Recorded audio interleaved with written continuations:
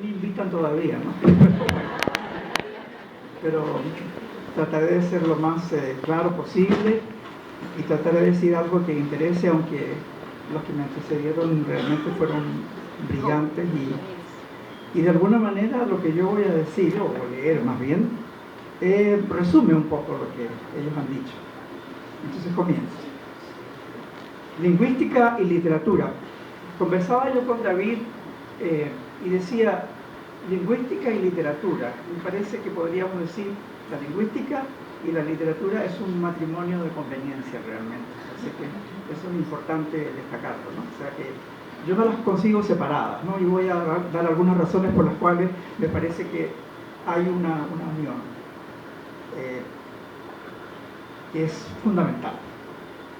La lingüística, desde la perspectiva de los diferentes modelos, ya sea estructurales, generativos transformacionales, sistémico-funcional, nos da diferentes concepciones teóricas y aproximaciones prácticas relativas al lenguaje y en general en sus diferentes expresiones y contextos.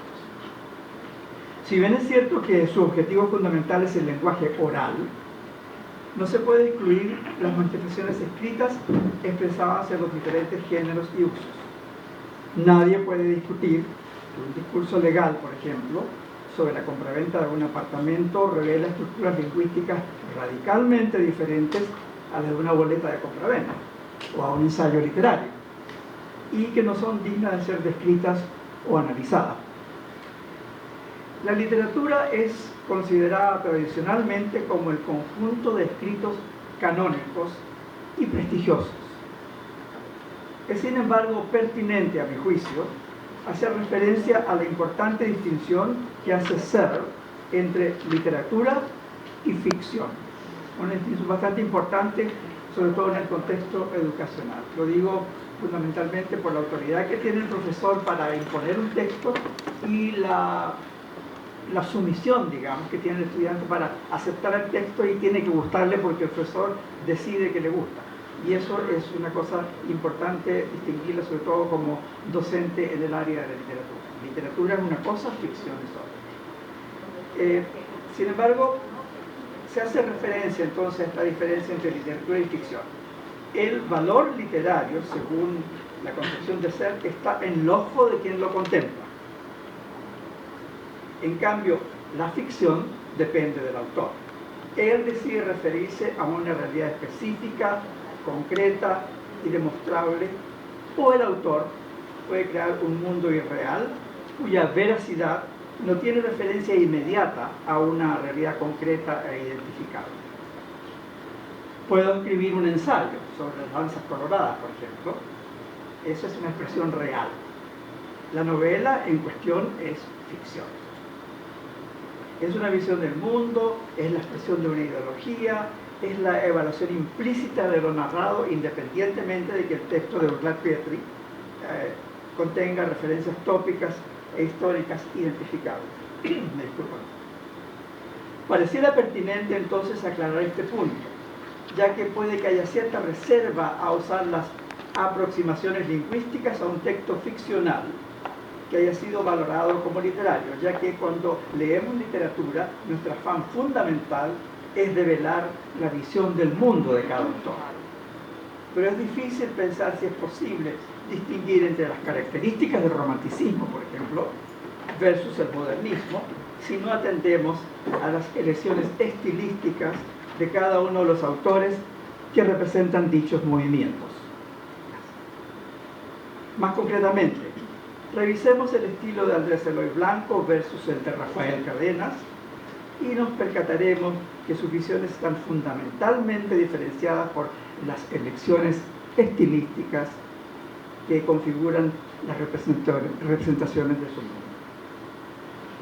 Es entonces que el primer paso, la primera puerta, debería ser una descripción del lenguaje de cada obra en cuestión. No nos quedamos allí, por supuesto, pero para poder entender esa visión del mundo, para ver la ideología implícita, tenemos que abrir la puerta del lenguaje.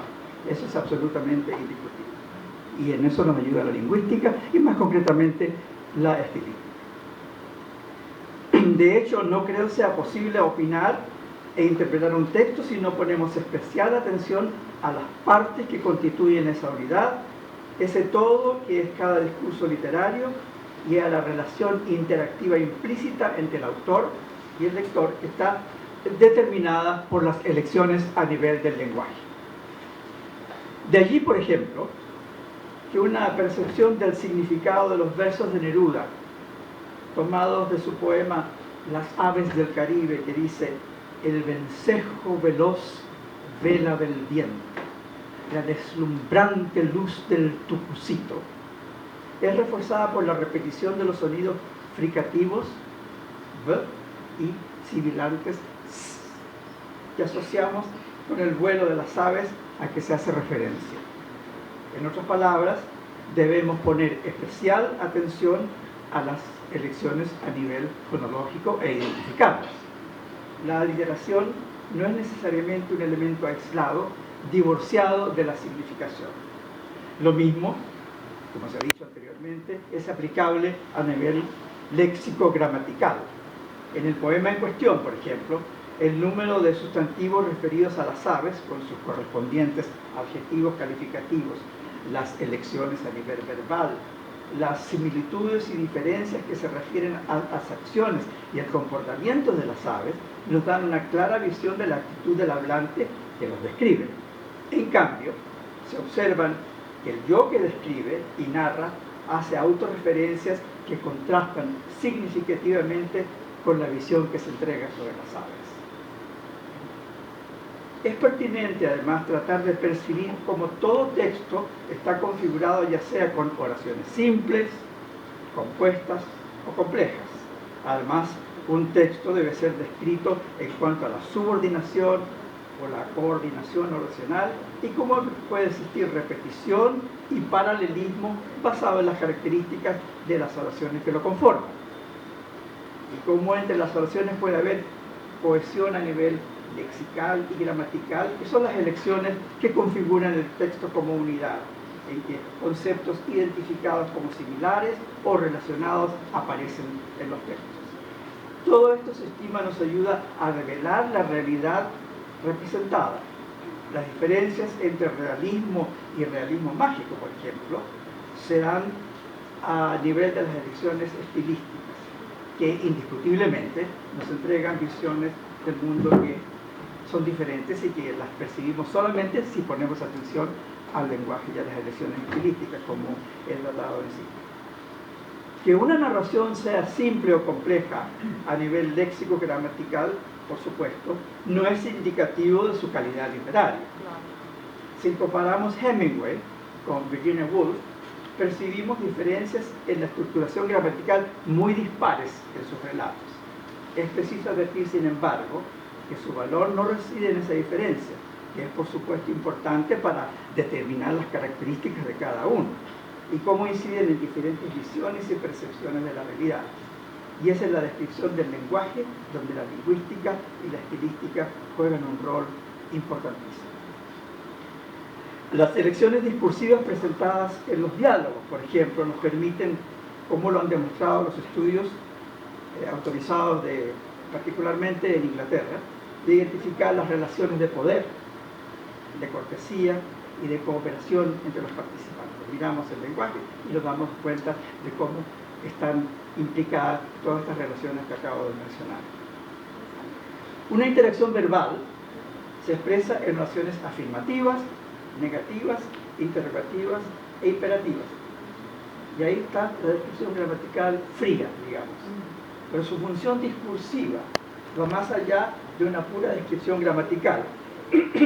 Una simple oración como "la ventana está abierta" puede, en un contexto ficcional, expresar el simple sentimiento de que hace frío, o una orden para que alguien la cierre, una simple representación de un hecho, el que estaba cerrado cuando yo salí, o una decisión de realizar una acción que el hablante decide cerrar. Hablamos entonces de cómo el análisis del discurso nos da luces sobre la representación y la significación. Para terminar, se ofrece una comparación entre dos estilos narrativos que están relacionados intertextualmente.